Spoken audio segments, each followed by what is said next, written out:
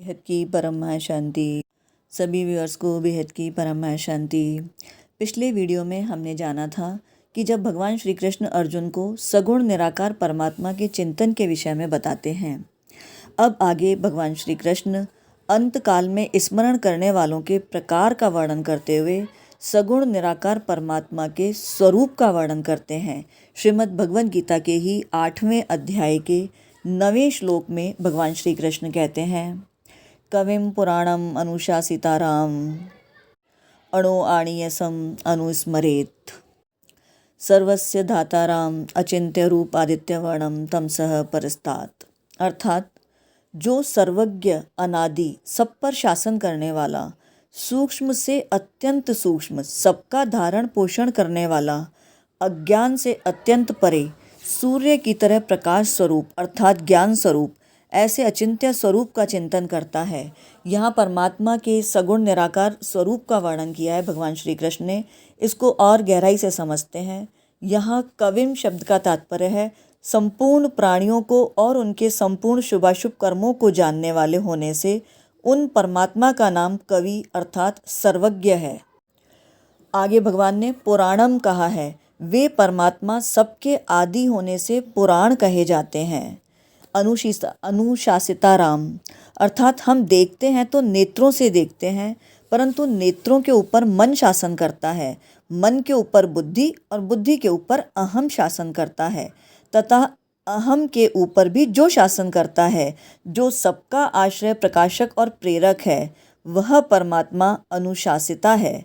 और इसी शब्द का दूसरा भाव यह है कि जीवों का कर्म करने का जैसा जैसा स्वभाव बना है उसके अनुसार ही परमात्मा वेद शास्त्र गुरु संत आदि के द्वारा कर्तव्य कर्म करने की आज्ञा देते हैं और मनुष्यों के पुराने पाप पुण्य रूप कर्मों के अनुसार अनुकूल प्रतिकूल परिस्थिति भेजकर उन मनुष्यों को शुद्ध और निर्मल बनाते हैं। अनुकूल और प्रतिकूल परिस्थितियों के द्वारा किस प्रकार भगवान मनुष्यों को निर्मल बनाते हैं, इस पर भी हमने हमारे चैनल पर चर्चा की है। आप हमारे चैनल पर उस वीडियो को भी देख सकते हैं, उसका लिंक भी आपको डिस्क्रिप्शन बॉक्स में मिल जाएगा। इस प्रकार मनुष्यों के लिए कर्तव्य अकर्तव्य का विधान करने वाले और मनुष्यों के पाप पुण्य रूप पुराने कर्मों का फल देकर नाश करने वाले होने से परमात्मा अनुशासिता भी हैं। आगे भगवान ने कहा है अणुआणियासम अर्थात परमात्मा परमाणु से भी अत्यंत सूक्ष्म है। तात्पर्य कि परमात्मा मन बुद्धि के विषय नहीं है। मन बुद्धि आदि तो उनको पकड़ ही नहीं पाते। मन बुद्धि तो प्रकृति का कार्य होने से प्रकृति को भी पकड़ नहीं पाते। फिर परमात्मा तो उस प्रकृति से भी अत्यंत परे है। अतः वे परमात्मा सूक्ष्म से भी अत्यंत सूक्ष्म है। अर्थात यूँ कहें कि सूक्ष्मता की भी अंतिम सीमा है। इसीलिए परमात्मा को जानना उतना आसान नहीं है, जानना और समझना उतना आसान नहीं है, क्योंकि परमात्मा तो असीम है और परमात्मा सूक्ष्मता की भी अंतिम सीमा है। आगे भगवान कहते हैं सर्वस्य धाताराम अर्थात परमात्मा अनंत कोटि ब्रह्मांडों को धारण करने वाले हैं, उनका पोषण करने वाले हैं। उन सभी को परमात्मा से ही सत्ता स्फूर्ति मिलती है। अतः वे परमात्मा सबका धारण पोषण करने वाले कहे जाते हैं। तो यहाँ परमात्मा कितना असीम है, कितने अखंड हैं, ये जानकारी मिलती है, क्योंकि परमात्मा जो अनंत कोटि ब्रह्मांडों को धारण करते हैं, तो उन परमात्मा का स्वरूप कितना असीम कितना अनंत होगा, ये अकल्पनीय है और मानव मात्र की कल्पना से तो बहुत परे है। आगे भगवान कहते हैं तमसः परस्तात् परमात्मा अज्ञान से अत्यंत परे हैं, अज्ञान से सर्वथा रहित हैं। उनमें लेश मात्र भी अज्ञान नहीं है। प्रत्युत वे तो अज्ञान के भी प्रकाशक हैं, क्योंकि जो परमात्मा अनंत है, जो परमात्मा अनंत है, जो परमात्मा अखंड है, जो परमात्मा सूक्ष्मता की अंतिम सीमा भी है, वो परमात्मा अज्ञानी कैसे हो सकते हैं। वो तो अज्ञान के प्रकाशक हैं, अर्थात ज्ञान की चरम सीमा है। आगे भगवान कहते हैं आदित्य वर्णम उन परमात्मा का वर्ण सूर्य के समान है, अर्थात वे सूर्य के समान सबको मन बुद्धि आदि को प्रकाशित करने वाले हैं। उन्हीं से सबको प्रकाश मिलता है। अचिंत्य रूपम उन परमात्मा का स्वरूप अचिंत्य है, अर्थात वे मन बुद्धि आदि के चिंतन का विषय ही नहीं है, वे तो मन और बुद्धि से भी परे हैं। आगे परमात्मा का स्वरूप का वर्णन करते हुए भगवान श्री कृष्ण कहते हैं, अनुस्मरेत अर्थात सर्वज्ञ, अनादि, सबके शासक, परमाणु से भी अत्यंत सूक्ष्म, सबका धारण पोषण करने वाले, अज्ञान से अत्यंत परे और सबको प्रकाशित करने वाले सगुण निराकार परमात्मा के चिंतन के लिए ही यहाँ उन्हें अनुस्मृत नाम से संबोधित किया गया है। अनुस्मृत कहने का तात्पर्य यह भी है कि प्राणी मात्र उन परमात्मा की जानकारी में है, उनकी जानकारी के बाहर कुछ है ही नहीं, अर्थात उन परमात्मा को सबका स्मरण है। अब उस स्मरण के बाद मनुष्य उन परमात्मा को याद कर ले तो फिर उसका कहना ही क्या है। अब यहाँ सवाल ये उठता है कि जो परमात्मा अचिंत्य है, उनका स्मरण कैसे करें? इसका भी समाधान है, वह परमात्म तत्व चिंतन में नहीं आता। ऐसी ही दृढ़ धारणा ही अचिंत्य परमात्मा का चिंतन है, अर्थात हमें यह दृढ़ रूप से धारणा बनानी होगी अपने अंदर कि वह परमात्म तत्व हमारे चिंतन में नहीं आता, हमारे अंदर ही समाया हुआ है और यही अचिंत्य परमात्मा का चिंतन है। परमात्मा को कविम कहने का तात्पर्य है कि उनके ज्ञान के बाहर कुछ भी नहीं है। पुराणम कहने का अर्थ है कि वह अनादि हैं, काल से भी अतीत हैं, अर्थात काल के भी प्रकाशक हैं। अनुशासिता राम कहने का तात्पर्य है सब कुछ स्वाभाविक ही है और उनके शासन में है, वह जीव और जगत दोनों का ही शासक हैं। शरम प्रधानम अमृताक्षरम हर शरात्माना विशते देव एकः, अर्थात प्रकृति तो विनाशशील है और उसको भोगने वाला जीवात्मा अमृत स्वरूप अविनाशी है। इन दोनों विनाशशील और अविनाशी को एक ईश्वर अपने शासन में रखता है। धाताराम कहने का अर्थ है कि वह परमात्मा सबका पालन पोषण करता है। आदित्य वर्णम का अर्थ है कि जैसे सूर्य में स्वतः स्वाभाविक नित्य प्रकाश रहता है, ऐसे ही परमात्मा में स्वतः स्वाभाविक नित्य ज्ञानबोध रहता है। वह परमात्मा ज्ञान स्वरूप है और सबका प्रकाशक है। तमसा परस्तात् कहने का अर्थ है कि वह परमात्मा अज्ञान से अथवा अपरा से अत्यंत परे है। आगे श्रीमद् भगवद गीता के ही 8वें अध्याय के 10वें श्लोक में भगवान श्री कृष्ण कहते हैं, प्रयाण काले मनसा चलेन भक्त्या युक्तो योग बलेन चैव भ्रुवो मध्ये प्राणामावेश्य सम्यक सतम परम पुरुष एव उपेति दिव्यम, अर्थात वह भक्ति युक्त मनुष्य अंत समय में अचल मन से और योग बल के द्वारा भ्रुकुटी के मध्य में प्राणों को अच्छी तरह से प्रविष्ट करके शरीर छोड़ने पर उस परम दिव्य पुरुष को ही प्राप्त होता है।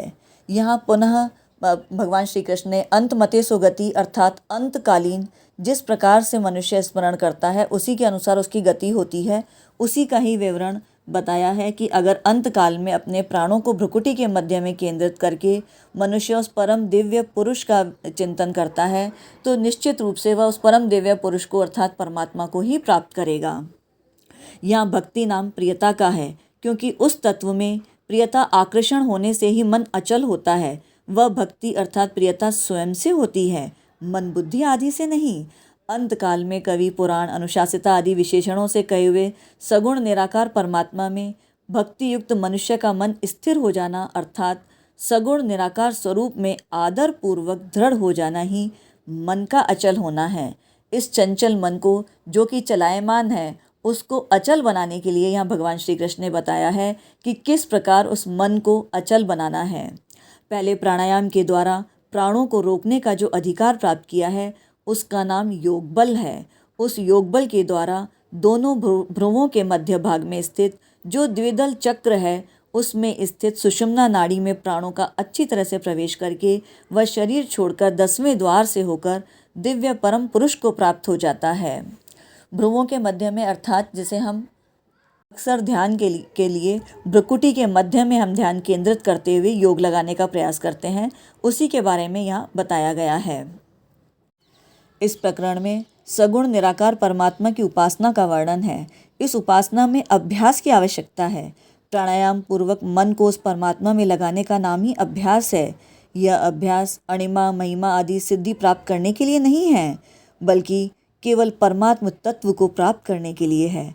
ऐसा अभ्यास करते हुए प्राणों और मन पर ऐसा अधिकार प्राप्त कर लें कि जब चाहें प्राणों को रोक लें और मन को जब चाहें तभी तक जहाँ चाहें वहीं लगा लें।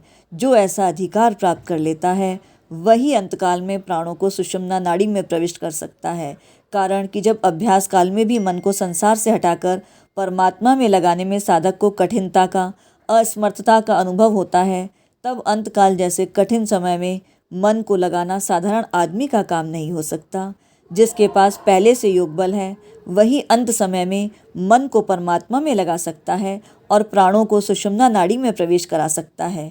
तो यहाँ हमें यही ध्यान देने वाली बात है कि अगर हम सामान्य परिस्थिति के अंदर ही अपने मन को काबू नहीं कर पाते, क्योंकि मन तो बहुत ही चंचल है। मन की चंचलता पर भी हमने बात की है हमारे चैनल पर, आप विस्तृत रूप से उसे भी देख सकते हैं। पर यहाँ कहने का तात्पर्य यह है कि मन की चंचलता को, मन को कहीं ना कहीं लगाना बहुत ही आवश्यक है। अगर हम सामान्य परिस्थितियों में ही इस मन को काबू नहीं कर सकते और इस मन की चंचलता को नियंत्रित नहीं कर सकते और मन यहाँ वहाँ अपनी मर्जी से उड़ता फिरता है, तो फिर अंत समय में, जो कि निश्चित ही नहीं है कि कब किसका अंत आ जाए, तब हम मन को काबू में करके कैसे भगवत स्मरण में लगा पाएंगे। इसीलिए आवश्यकता है कि साधक अभ्यास के द्वारा, योग बल के द्वारा और परमात्मा से योग लगाकर इस मन को नियंत्रित करने का अभ्यास करें। जब सामान्य परिस्थिति में सामान्य जीवन जीते हुए भी अपने मन को काबू करके साधक ऐसी परिस्थिति प्राप्त कर लेगा कि वो जब चाहे तब वहाँ अपने मन को लगा सके और मन पे उसका पूरी तरीके से नियंत्रण होगा, मन अपनी मर्जी से कहीं इधर उधर नहीं भटकेगा, तो उसके बाद साधक निश्चिंत हो जाएगा, क्योंकि अब अंत समय उसका कभी भी आए, उसका अपने मन पर काबू है और वो अपने प्राणों को सुषुम्ना नाड़ी में प्रवेश करा के अपने मन को काबू करके भगवत चिंतन में लगा सकता है और अंत समय में भगवत चिंतन ही भगवत प्राप्ति कराता है। साधक पहले यह निश्चय कर ले कि अज्ञान से अत्यंत परे, सबसे अतीत जो परमात्म तत्व है वह सबका प्रकाशक है, सबका आधार है और सबको सत्ता स्फूर्ति देने वाला निर्विकार तत्व है। उस तत्व में ही प्रियता होनी चाहिए, मन का आकर्षण होना चाहिए, फिर उसमें स्वाभाविक ही मन लगेगा। तो यहाँ यही आवश्यकता है कि साधक सबसे पहले तो उस परमात्म तत्व के बारे में दृढ़ निश्चय करे, अपना लक्ष्य बनाए और उसके बाद मन स्वतः ही वहाँ लग जाएगा और वो परमात्मा की तरफ ही रहेगा, फिर मन कहीं इधर उधर नहीं भटकेगा। यहाँ भक्त्या युक्तः का तात्पर्य है कि संसार की आसक्ति मिट जाने से उस साधक का एक परमात्मा में ही आकर्षण रहता है, अन्य में आकर्षण नहीं रहता। संसारी मनुष्य तो अपरा में आकृष्ट रहते हैं, पर जो अपरा को छोड़कर भगवान में आकृष्ट हो जाता है वह भक्त हो जाता है। संसारी मनुष्य शरीर संसार में आसक्त होने से विभक्त अर्थात भगवान से अलग हो जाते हैं, परंतु भगवान में लगा हुआ साधक विभक्त नहीं रहता, बल्कि भक्त अर्थात भगवान से एक अभिन्न हो जाता है। तो यहाँ भगवान यही बताना चाह रहे हैं कि अपने मन को सामान्य परिस्थितियों में ही इस संसार की आसक्ति को मिटाकर अगर इंसान प्राणी परमात्मा में अपने मन को लगा दे तो वो पूर्ण तरह से परमात्मा में ही आकर्षित रहता है और फिर वो परमात्मा के साथ अर्थात भगवान के साथ एक अभिन्न हो जाता है, फिर वो अलग नहीं रहता, परमात्मा और प्राणी जीव एक हो जाते हैं। योग बलेन का तात्पर्य है कि पहले से किए हुए योगाभ्यास के कारण ही अंत समय में होने वाली अशक्त अवस्था उसको बाधा नहीं पहुंचा सकती, उसमें किसी भी प्रकार का कोई विकार पैदा नहीं कर सकती। प्राणायाम आदि का बल ही योग बल है, अर्थात प्राणों को नियंत्रित करने के लिए शुरुआत में प्राणायाम का सहारा भी ले सकते हैं, ताकि वो प्राणायाम के जरिए अपनी सांसों पर नियंत्रित करके योग बल को प्राप्त कर सकें। और फिर जब इस प्रकार का योगाभ्यास सामान्य रूप में ही साधक को हो जाता है तो अंत समय में किसी भी प्रकार की कोई बाधा उत्पन्न नहीं होती, कोई भी विकार सामने आ जाए परंतु वो उसके लक्ष्य को बाधित नहीं कर पाता। इस प्रकार का साधक ही अपने अंत समय में परमात्म चिंतन के द्वारा परमात्मा को प्राप्त कर ही लेता है। इसीलिए आवश्यक है कि हम ज्ञान की गहराई में उतर के अपने मन को नियंत्रित करें, अपने मन को साधना सीखें। अक्सर हम कहते हैं साधना का अर्थ क्या है? साधना का सही अर्थ तो अपने इस जीवन को ही साधना है। अपने इस जीवन में मन बुद्धि अपने विवेक की जागृति करना और उसके अनुसार अपने जीवन को साधना, जीवन के असली लक्ष्य को पहचानना ही असली साधना है। तो इसीलिए आइए हमारे साथ इस ज्ञान मार्ग पर जुड़िए और ज्ञान की गहराई में उतरकर अपने विवेक की जागृति कीजिए, अपने असली लक्ष्य को पहचानिए जो कि परमात्म प्राप्ति है। और यही असली लक्ष्य जीवन मृत्यु के इस चक्रव्यूह से आपको छुटकारा दिला सकता है, इस बंधन से मुक्त कर सकता है। यही मुक्ति का मार्ग है, जीवन मुक्ति का मार्ग है। अगले वीडियो में हम चर्चा करेंगे कि भगवान श्री कृष्ण ने किस प्रकार निर्गुण निराकार की प्राप्ति के उपाय का उपक्रम बताया है। इसकी चर्चा हम अगले वीडियो में करेंगे। उम्मीद करते हैं ये वीडियो आपको अच्छा लगा होगा और अगली जानकारी के लिए भी इस चैनल पर बने रहें। आप पहली बार आए हैं तो चैनल को सब्सक्राइब ज़रूर करें। वीडियो को पूरा देखने के लिए सभी व्यूअर्स का परम धन्यवाद। बेहद की परम महाशांति।